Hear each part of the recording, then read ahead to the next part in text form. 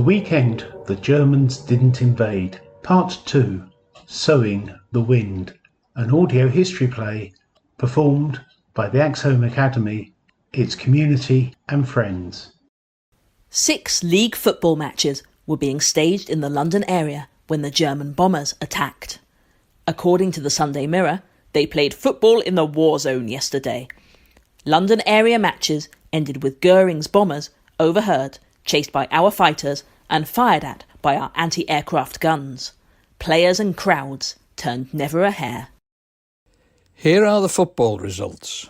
Northern Region: Blackburn 0, Liverpool 3, Bradford City 4, Hull 5, Everton 1, Manchester City 0, Manchester United 0, Bury 0, Tranmere 5, New Brighton 1. South Regional: the following scores were the state of play when the matches were abandoned due to the air raid warning. The Pools panel have ruled them as completed fixtures. Arsenal 5, Fulham 0, Chelsea 2, Brentford 1, Norwich 2, Luton 2, QPR 3, Orient 3, West Ham 1, Tottenham 4. The match between Southend United and an Army 11 was also abandoned. Liverpool's success, Fagan's fine shooting. Although Liverpool beat Blackburn Rovers by 3 clear goals at Ewood Park, it must not be assumed that they had as easy a passage to victory as the margin would suggest. 10 minutes from the end, in fact, it was very doubtful if they would finish even 1 goal in front, for Blackburn fought hard throughout the second half and pressed the Liverpool defence almost to breaking point. A combination of the Rovers' missing chances and Bartram's brilliant goalkeeping gave Liverpool victory. After half an hour of an even first half, Nieuwenhuis scored from Liddell's centre. There were many hectic scrambles near the Liverpool goal in the second half, and twice in a minute Bartram saved short-range shots from Butt, which seemed certain goals. In one of Liverpool's rare attacks, 10 minutes from the finish, Crook handled several yards outside the penalty area as O'Donnell was going through, and from the free kick, Fagan shot into the corner of the net. In the closing minute, Fagan had a shot beaten out but recovered possession and scored. Lambert and Jockson had a hard task and defended well. Cullis was a strong centre-half. Nieuwenhuis and Fagan made the more effective wing. Attendance 2,176. 4:45 p.m. The Home Intelligence Department report for the 7th of September is delivered and 100 copies were made.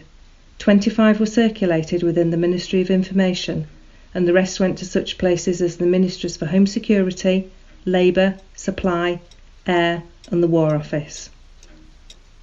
4:45 p.m. RAF Scramble 19 Squadron Falmere, 66 Squadron Kenley, 242 Squadron Duxford, 310 Squadron Duxford, 603 Squadron Hornchurch and 609 Squadron Middle Wallop. 4:55 p.m. Anti-aircraft batteries in London receive word. Many hostiles in south-east coming in.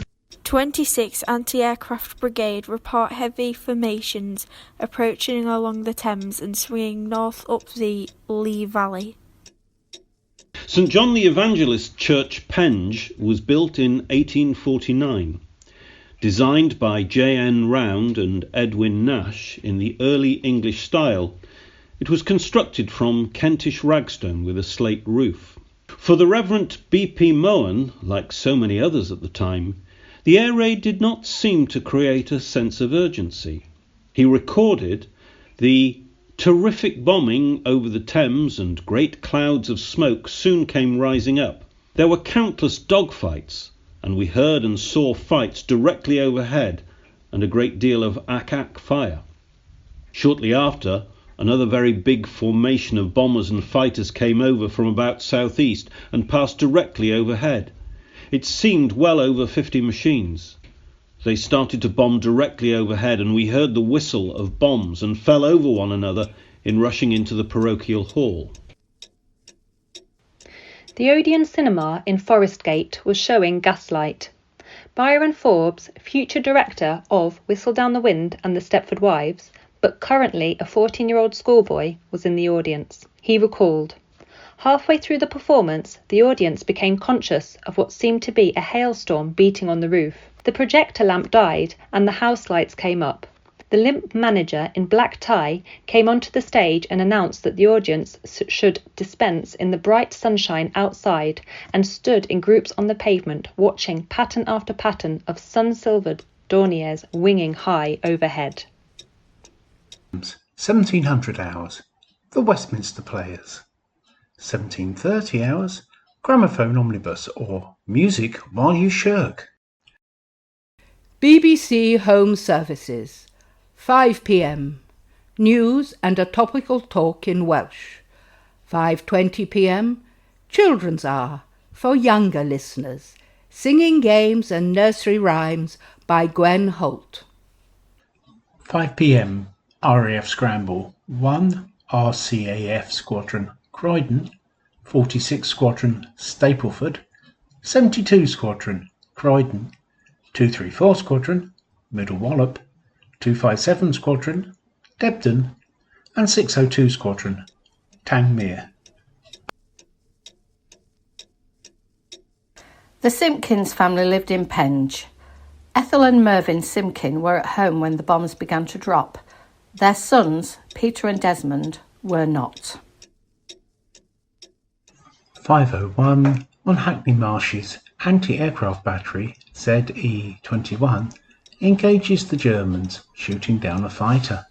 Tom Betts and his brother climbed the 6 stories of their home in Columbia Buildings to watch the bombing. The Germans are so low that you can see the crosses on the planes.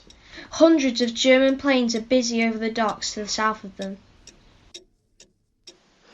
Squadron leader Sandy Johnson later wrote, "All we could see was row upon row of German raiders, all heading for London. I've never seen so many aircraft in the air all at the same time. The escorting fighters saw us at once and came down like a ton of bricks when the squadron split up and the sky became a seething cauldron of aeroplanes, swooping and swerving in and out of the vapour trails and the tracer smoke. A hurricane on fire spun out of control ahead of me, while above to my right a 110 flashed across my vision and disappeared into the fog of battle before I could draw a bead on it. Everyone was shouting at once, and the earphones became filled with a meaningless cacophony of jumbled noises. Everything became a maelstrom of jumbled impression, a Dornier spinning wildly with part of its port main plane missing, black streaks of tracer ahead. Then I instinctively put my arm up to shield my face, taking a breather when the haze absorbed me for a moment." 5 p.m. to 5:10 p.m. Bombs fall on Deptford, Abbeywood and Poplar. 5:05 p.m. 20 minutes after being scrambled squadrons, 19,242 Canadian and 310 Czechs finally assemble as a big wing. This was the first time this tactic had been put into practice. Proposed by 12 Group Commander Air Vice Marshal Trafford Lee Mallory and championed by 242nd Squadron Leader Douglas Bader, the tactical advantage of larger numbers was partially negated by the time taken to assemble the aircraft. Colin Perry continued his journey to the south of London. Cycling past Home Guard roadblocks, he ignored the people who had abandoned cars and bikes in search of cover as the Germans now appeared overhead. He made his way to Chipstead Hill and lay in long grass, watching the battle through his binoculars. He then decided to go to Croydon to watch events at the airfield. Anti-aircraft battery ZE-1 at Chadwell Heath hits a Junker 88 bomber. 5:05 p.m. Jo Oakman was an ARP warden when not painting or working in the Chelsea Town Hall food office. She was having her tea when the sirens went off at 5 p.m. She later noted in her diary, "Just like a good old Guy Fawkes day." She later went to the cinema. At 5:15 p.m, a 15-acre timber yard at Collins Street, Bromley by Bow, was hit by incendiaries. 200 stacks of timber, 2 dumb barges, 2 lorries, a tractor, 4 cars and a range of sawmills, offices, canteens and other buildings burnt down. 5:10 to 5:20 p.m. Bombs fall in Poplar and Bromley by Bow. 5:20 to 5:30 p.m. Bombs fall in Greenwich, Poplar and Woolwich. Commander of Home Forces, General Alan Brooke, later wrote in his diary. All reports look like invasion getting nearer. Ships collecting, dive bombers being concentrated, parachutists captured. Also 4 Dutchmen, spies, on the coast. Drove in from Chequers with Deal. On arriving in the office, was sent to attend COS meeting to discuss latest intercepted message concerning German plans for putting down fog, a screen in the channel. Back to St Paul's to discuss expansion of armoured forces. Finally dined with Bertie after sending out orders for Cromwell, i.e. state of readiness in eastern and southern commands. 5:30 to 5:40 p.m. Bombs fall in Brockley, Bromley by the Bow, Woolwich, Greenwich, New Cross and Deptford. 5:30 p.m. in Hythe. Rodney Foster noticed in his diary, "The Huns were continuously passing for an hour, and I saw several large formations. One that's flying home were attacked by an Irpinge A battery, and I saw a shell hit a bomber and heard its engine choke and saw smoke trailing behind it. It, however, kept on with the others." 5:40 to 5:50 p.m. Bombs fall on Woolwich, Bow, Poplar, Deptford and Brockley. As the bombs rained down, the crew of HMT Abronia took shelter. 7 men hid beneath a crane on the jetty. A direct hit killed them all. After the raid, William Union and Cyril Burrows would be identified. It was not possible to identify the individual remains of Warwick Noseworthy, John Morrie, David Ross, John Nelson and William Langler. The Abronia sang. 5:51 p.m. St Andrew's Hospital was built in Devons Road, Bromley by Bow in 1868 as a Poplar and Stepney sick asylum. Its original purpose was to provide care for the sick in a building separate from the workhouse. By 1930 it was a school of nursing with a midwifery option and had over 200 nurses on the staff. Incendiary bombs did major damage on the roofs of the 4 buildings. About 1/6 of the contents were destroyed. A number of bombs burnt out in the grounds. 5:52 p.m. An RAF plane crashes into Hyde Vale, Greenwich. George Turnbull, a Home Guard member on the bombing in Limehouse. This first day of bombing was most dreadful. Most of us thought, "My God, what on earth's happening? This is it, we're finished." But of course, this was really only the beginning. Explosions were everywhere. There just wasn't a break. Bang after bang after bang. The clang of bells from fire service vehicles and ambulances were drowned out by these bombs. You'd hear a whistle as a stick of bombs came down, then a loud explosion as they hit factories and houses. The ground shook. Then as soon as that explosion happened, another whistle and another explosion. God, this seemed to go on for hours. 5:50 to 6 p.m. Bombs fall on Woolwich, Lewisham, Forest Hill, Bromley, North Woolwich, Greenwich, Millwall, Bow, Brockley, Eltham, Blackheath, Catford, Downham, Lee, Mile End, New Cross, Hackney, Stepney, Camberwell, the Surrey Commercial Docks and Rotherhithe. BBC Home Services, 6 p.m. News followed by national and regional announcements. 6:30 p.m. News in Norwegian. 6:45 p.m. Women in Wartime. Crystal Pudney brings to the microphone members of the WAF. BBC Forces Programme. 1800 hours. News in Dutch and French. 1830 hours. Rhythm Roundabout. A rhythmic presentation by Harry Leader and his band. Compare Jack Marshall. Colin Perry's Battle of Britain sightseeing tour continued. He ignored an air raid warden's order to take cover when the sky filled with German planes. The crunch of bombs came closer and he took cover under an oak tree. He later wrote, "I could not control my desire to see what was going on, and as the noise became yet more intense, I rushed out, twisting, twirling, spinning, zooming. The universe was alive with lean silver shapes. It came home to me that in all probability, it was the greatest mass air raid the country had ever known." He then remembered his viewing point for Croydon Airfield was only a mile away, so he cycled on. 6 p.m. One squadron, Northolt, scrambles again. It had been the first squadron to be activated at 4:20 p.m. 6 p.m. to 6:10 p.m. Bombs fall on Camberwell, Greenwich, Brockley, Sydenham, Surrey Commercial Docks, Rotherhithe, Stepney, Millwall, Deptford, Hackney, Whitechapel, Bermondsey, New Cross, Blackheath, Plumstead, Hackney, Poplar, New Cross, Peckham, Tower Hamlets, Lewisham, Bow, Wapping and Holloway. At 6:02 p.m, explosive bombs fell on the South Metropolitan Gas Works. 3 million cubic feet of gas and the gas holder were destroyed. The subsequent fire destroyed offices, work and showrooms. 6:10 to 6:20 p.m. Bombs fall on Catford, Forest Hill, Deptford, Mile End, Stepney, Bow, Poplar, Camberwell, Peckham, Lewisham, Rotherhithe, Millwall, New Cross, Tower Hamlets, Brockley, Charlton, Homerton, Cubitt Town and Limehouse. 6:14 p.m. The Wesleyan Methodist Church had established its first mission to combat the poverty and squalor of the East End of London with a combination of evangelism and social work in 1885. They soon expanded from the initial base at St George's Church, Cable Street, and had established themselves at several locations.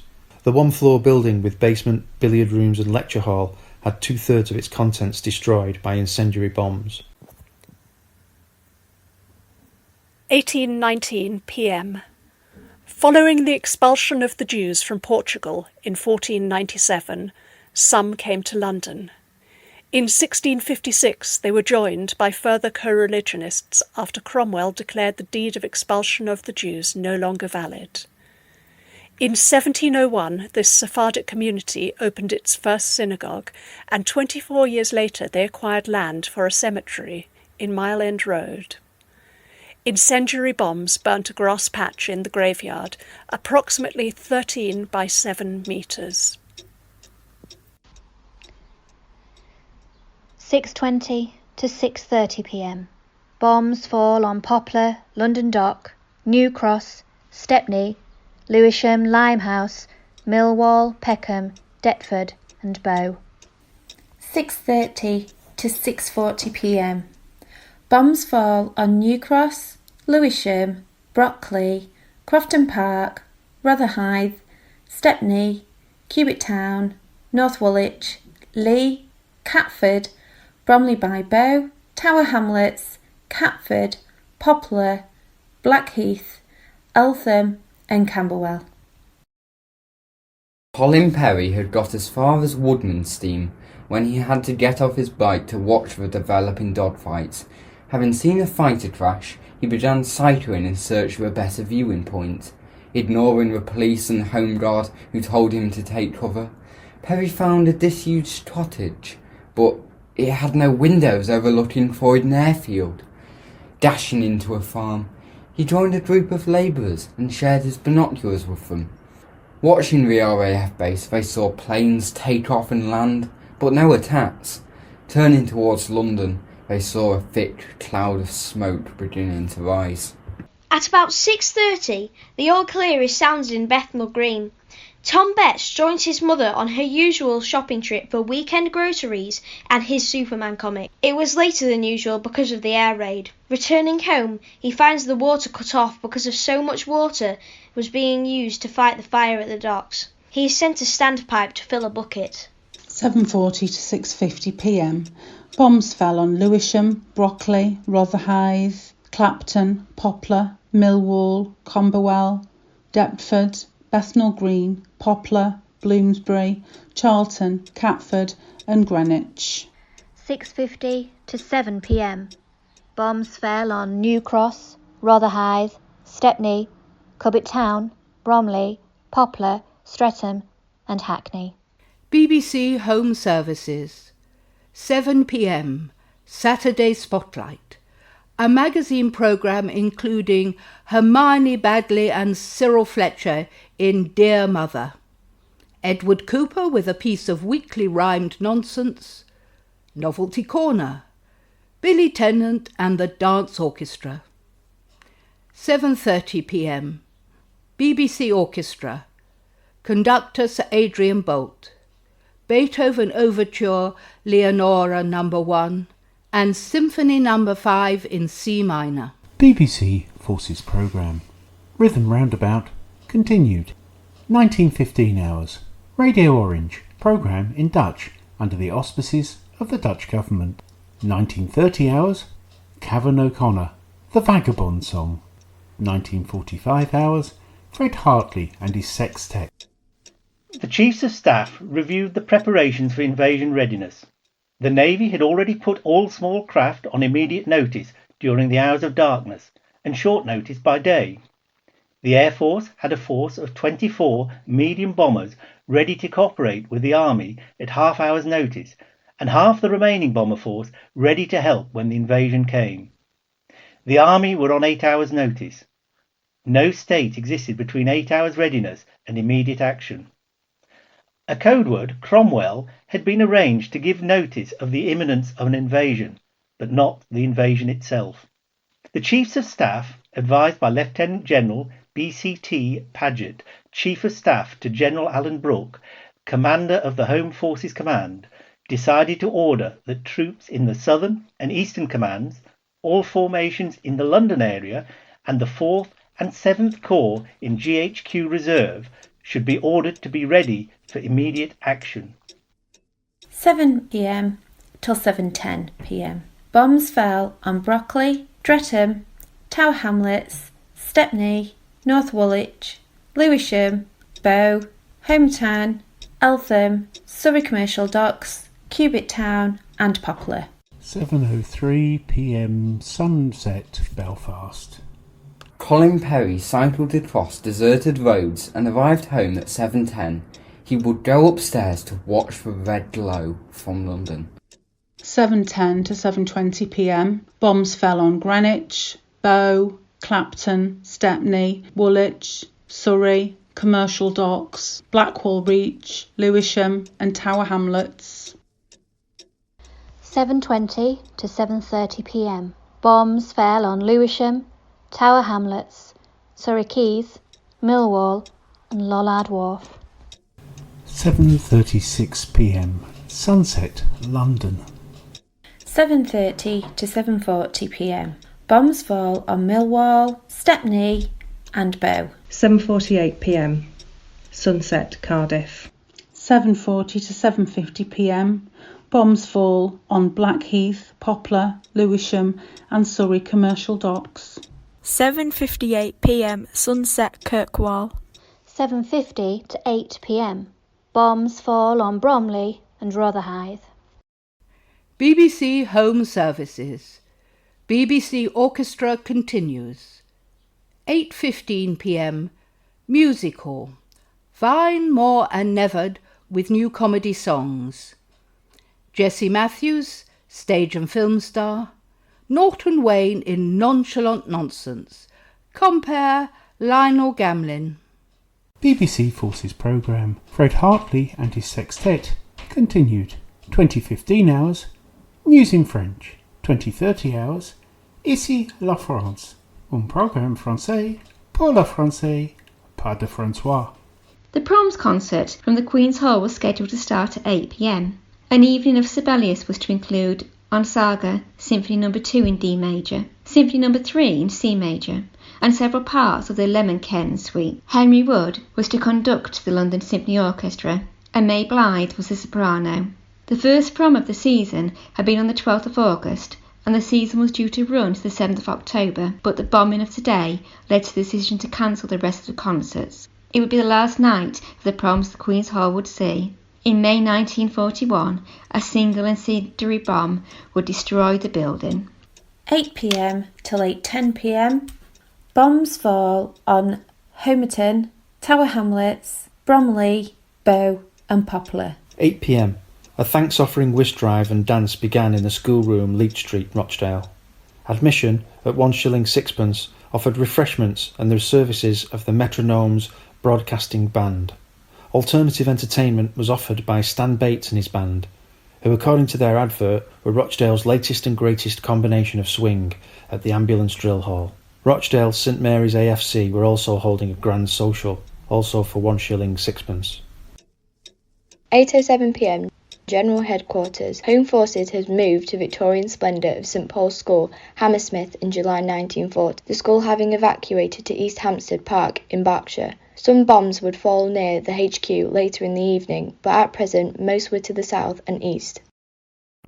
General Alan Brooke was in command of the Home Forces, but both he and his Chief of Staff, Lieutenant General Paget, were elsewhere. Brigadier John Swain, Paget's deputy, authorised the sending of the Codeword Cromwell. He later recalled he had not known the outcome of the Chiefs of Staff meeting, but had taken the action on his own initiative. 8:07 p.m.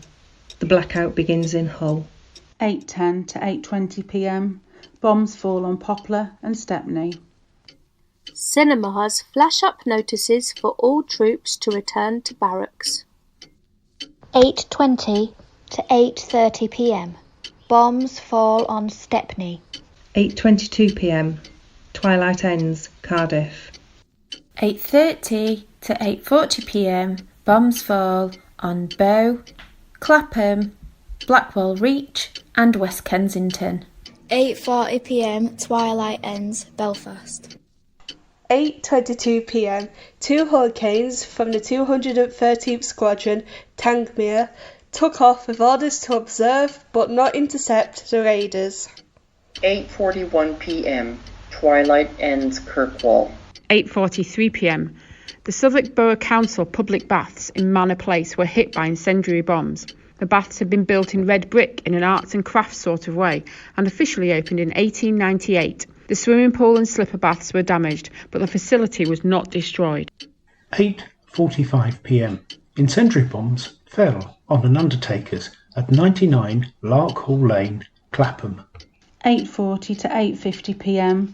Bombs fall on Brixton, Wandsworth, Kennington, Camberwell, Walworth, Rotherhithe, Clapham, Pimlico and Lambeth. 8:50 to 9 p.m. Bombs fall at Westminster, Pimlico, Kensington, Sydenham, Streatham Hill, West Norwood, Poplar, Bow, Clapham, Peckham, Putney, Camberwell, Forest Hill, Roehampton, Walworth, Brixton and Tooting. As the evening wore on, the German bombers of Luftflotte 3 had landed.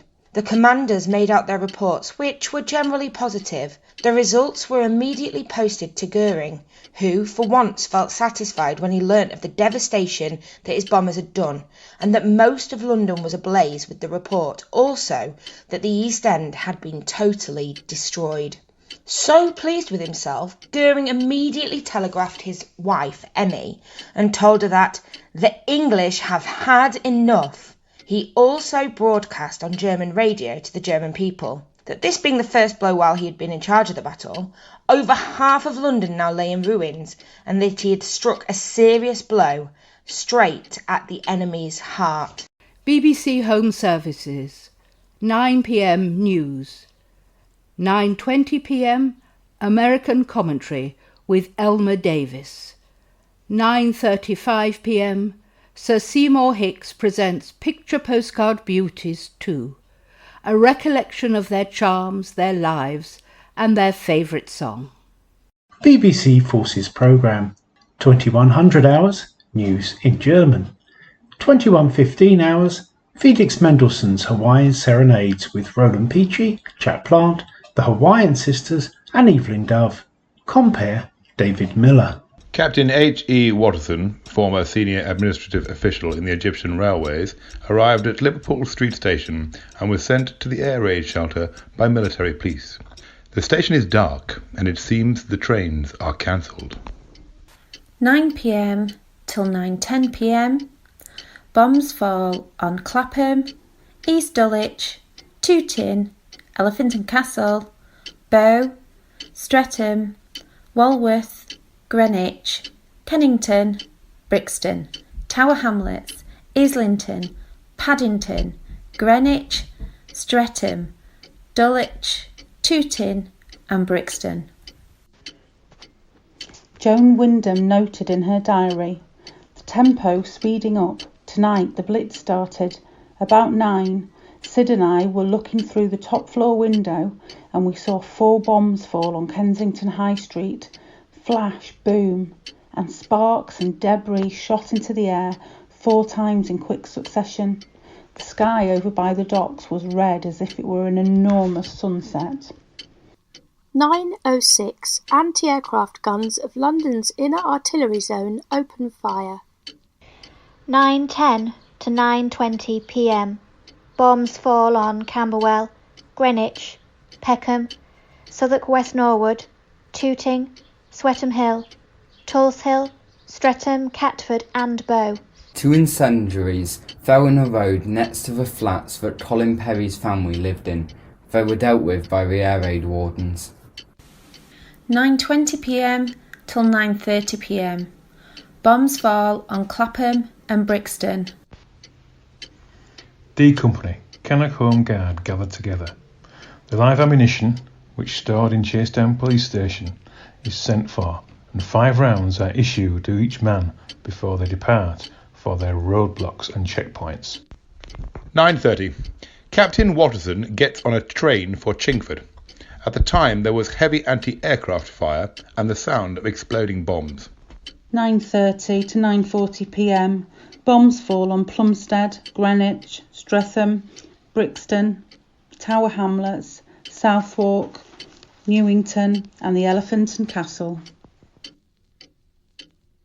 9:30 p.m. Amesbury Abbey was a Palladian pile near Salisbury.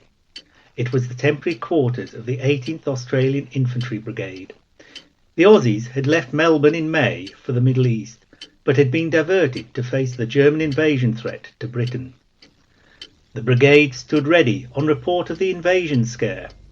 Half the strength was currently trapped in London on leave. 9:40 to 9:50 p.m. Bombs fall on Brixton, Lambeth, Stepney, Poplar and Southwark. The 9:30 from Liverpool Street to Chingford with 70 to 80 passengers crawls as far as Bethnal Green. Captain Watterson urges people to leave and seek shelter. Half a mile further on, bombs began to fall close to the train, and the train comes to a standstill. From the carriage, he can see 6 miles of river frontage on fire. The vicar of St Lars Church, St Ives, Cornwall, mistakes the fishing boat fleet for the German invasion, rings the church bells and summons the Home Guard. 9:51 p.m. The Metropolitan Police and Southern Railway owned a range of 3-floored buildings at Pratt Walk, London. They were destroyed by explosive and incendiary bombs. 9:50 to 10 p.m. Bombs fall on Brixton and Lambeth. BBC Home Services. Picture Postcard Beauties continues. 10:15 p.m. Lighten Our Darkness. A service of preparation for the National Day of Prayer. 22:30 p.m. News in Gaelic. 22:35 p.m. Pig Hooey, a Blandings Castle story by P.G. Woodhouse. BBC Forces Programme. 2200 hours. Music Hath Charms, a programme of gramophone records presented by Honor Wyatt. 22:30 hours. Mantovani and his orchestra with Jack Plant. 10 p.m. A curfew along the East Coast begins. 10 to 10 past 10 p.m. Bombs fell on Greenwich, Tooting, Deptford, Bethnal Green, Bow, New Cross and Poplar. 10:08. Permission is granted to the anti-aircraft units to use the new azimuth direction finders for the first time. Reports that 50 German parachutists have landed in Epping Forest are investigated by the Home Guard. The white canopies of the parachutes turn out to be puffs of smoke from anti-aircraft guns. 10:10 to 10:20 p.m. Bombs fall on Limehouse and Camberwell. 10:20 p.m. to 10:30 p.m. Bombs fall on Kennington, Lambeth and Poplar. Lady Dunsdale opened the Empire Memorial Hostel at 747 Commercial Road, Limehouse. The quality of the accommodation meant sailors began to book in advance and were not always successful in obtaining a room. 1 and 6 a night, or 8 a week, in the 1930s. In 1932, a further 100 cabins were constructed in Salmon Lane. Incendiary bombs fell in the mission's grounds, damaging a path and causing breakages in the yard. 10:26 p.m. The South Eastern Hospital, Deptford, was built in 1876 to 1877 to deal with infectious diseases by the Metropolitan Asylums Board. It had dealt with the occasional outbreaks of smallpox. Only the core of the hospital was originally a permanent structure, with temporary pavilions erected to deal with the sudden demand of, for example, the 1876 smallpox epidemic. An 1881 Royal Commission into the treatment of infections made South Eastern the fever hospital for the region. By 1930, the hospital had transferred to the care of the London County Council. Explosive bombs damaged wards number 1 and 10, and the nursing quarters, killing 1 male and 4 females, and injuring 1 male and 2 females. 10:30 to 10:40 p.m. Bombs fall on New Cross, Deptford, Bethnal Green, Rotherhithe and Poplar. 10:30 p.m. Curfew begins in Hastings. Somewhere near Aylesbury, the Home Guard stood too. The following encounter was recalled years later. I found my mate Busby standing outside the Black Horse. We took up our positions on the crossroads. Look, here comes our first lot, fire engines. Halt, we yelled, and brought our guns to the ready. A helmeted fireman leaned from the cab. What the bleeding hell are you blokes playing at? Password, we demanded. London's burning, mates, that's our password. Then from behind him, come on, Bry, let it go and make them jump for it. In the next car we stopped, a man in a naval officer's uniform sat at the wheel. We watched him warily as he wound down his driving window. Password, and added a please sir to be on the safe side. Angrily he reached forward and thrust a leather-bound card into my face. Here's my official pass. You're the third lot of Home Guard who've held me up since I left Aylesbury. Now do you think I can get along? And for goodness sake, stop poking that gun at me. It might go off. 10:40 to 10:50 p.m. Bombs fall on Greenwich, Hackney Wick, Bromley, Limehouse and Rotherhithe. At 10:54 p.m, bombs of an unidentified nature fell on the commercial dock pier in Limehouse Reach and destroyed 15 barges. The Thames was the easiest route for the Luftwaffe to follow. It could not be blacked out, especially on a full moon. Between 6 p.m. and 11 p.m, 24 barges were sunk and another 12 were damaged. A further 5 vessels under 90 tons were damaged, as was a 3,000-ton merchant ship, which lost much of its cargo. 10:50 p.m. till 11 p.m. Bombs fall on Limehouse, Camberwell, Charlton, Lambeth and Holborn. BBC Home Services. Pig Hooey continues. 11:05 p.m. Sidney Lipton and his band with Celia and Eddie Bryant. 11:53 p.m. And So to Bed, presented by M.H. Allen. BBC Forces Programme. Mantovani's orchestra continues. 23:05 hours. We switch to Home Services. At 2300 hours, news in English will be broadcast on the 373 metre band for listeners abroad. The still stationary 9:30 from Liverpool Street to Chingford is only 300 yards from a small block of houses that are set on fire. The train is covered in sparks. 11 p.m. The Huns came over again in masses for 15 minutes. Rodney Foster noted in Hythe, first time they had made a night raid in such large numbers. It was most unpleasant. I hear there were Huns captured in a boat on Thursday. It made quite a stir. The whole garrison stood to arms thinking it might be the commencement of invasion. 11 to 11:10 p.m. Bombs fall on Holborn, Peckham, New Cross, Catford, Eltham, Lee, Lewisham, Clapham, Clerkenwell, Newington Butts, Southwark and Walworth. The Ipswich Home Guard are called out. They will be on duty until 4 a.m. tomorrow. 11:10 p.m. Reverend Moran goes to bed having spent the evening visiting the victims of the bombing. 11:10 to 11:20 p.m. Bombs fell on Camberwell, Brockley, Lewisham, Walworth, Rotherhithe, Westminster Bridge, Stepney and Deptford. Report on the bombing.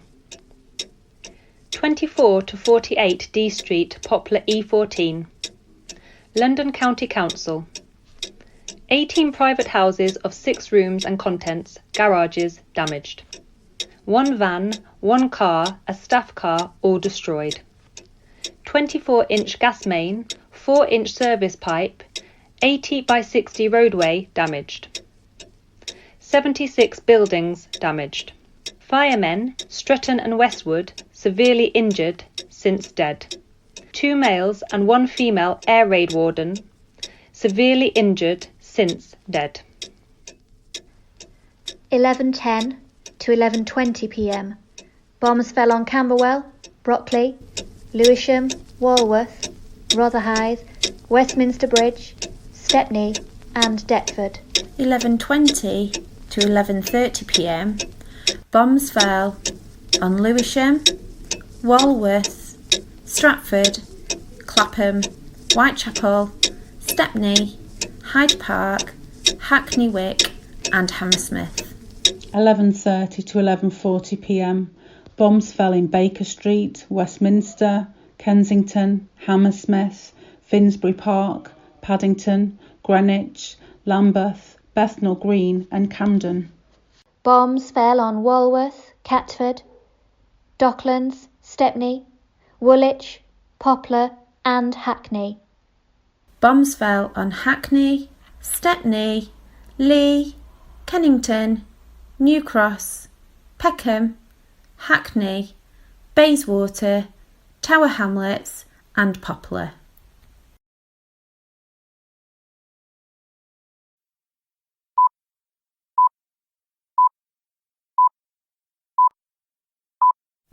BBC Home Services, midnight, news. 12:20 a.m. News in Norwegian. 12:30 close. Midnight. The Australian 18th Infantry Brigade, having no further reports of an invasion, go back to bed. Joan Wyndham wrote in her diary, "Well, here I sit in the air raid shelter with screaming bombs falling left and right, and Sir John Squire, roaring tight, sitting opposite me next to his Scottish Presbyterian cook. Squire's breath fills the shelter and the cook looks as if she's going to be sick. Sid is reading Maxim Gorky and I'm trying to write this diary, though I can't see very well as there's only one storm lantern. Squire keeps on saying he wants to read Woadhouse's Uncle Fred in springtime once more before he dies. The bombs are lovely. I think it's all thrilling. Nevertheless, as the opposite of death is life, I think I shall get seduced by Rupert tomorrow." Having received the Cromwell code word, the 43rd Division, part of the GHQ reserve in Hertfordshire, was moved forward into position. Major R.F. Hall of the Dorset Regiment recalled that they moved by road with the police escort to Hatfield Forest, north of London. It was a wonderful experience, travelling through London, rushing up to a position where we had the task of GHQ reserve, which meant that had the Germans landed in Kent, which was defended by 12th Corps, we would counterattack on London if they got as far as that. The train guard of the much-delayed 9:30 from Liverpool Street walked alongside the train, shouting that the line ahead was blocked. When asked if passengers could go to a shelter, he tells them, "There is no shelter here. Stay where you are." Fires were raging in the Silvertown area. Over 2,000 people are evacuated by water. 1 a.m. Rumours begin to spread around the batteries of 1st Anti-Aircraft Division that the Germans had landed in southern England. The 9:30 from Liverpool Street continued, but was diverted from the regular route and ended up at Coburn Road Station. Captain Watson got out and tried to find an official to stop the train. He couldn't, and it went on with him on it. It came to the Bow Crossing Viaduct and stopped in the middle of it. 1:45. Bombs falling in Chadwell Heath destroy the canteen and billets of the local anti-aircraft battery. The Chingford train had stopped about 120 yards from the Bryant and May factory in Bow. Captain Watson reported. The searchlights were completely ineffective in the illuminated smoke pall. Bombs were exploding almost continuously. A large oil tank about half a mile away went up with a bang into the colossal billow of red flame and black smoke. Then the enemy scored a direct hit on the side building. The roof of the building blew off with a roar, and bricks, sparks and debris fell on the train, which rocked alarmingly on the viaduct.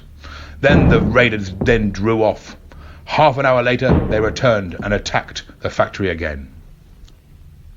2 a.m. Bombs continue to fall across London and its surrounding communities. At 2:30, high explosives fell on Potter's Bar. At the same time, a bomb fell on St Thomas's Hospital, killing 6 members of staff, including Nurse Durham. Next morning, all the patients who could be sent home, 76 of them, were. Tom Betts had gone to the Columbian Market shelter. He'd only been there once before, and that was for a light bombing. Several hundred people were in the shelter, including a wedding party. Tom fell asleep, and when he woke up, all was dark.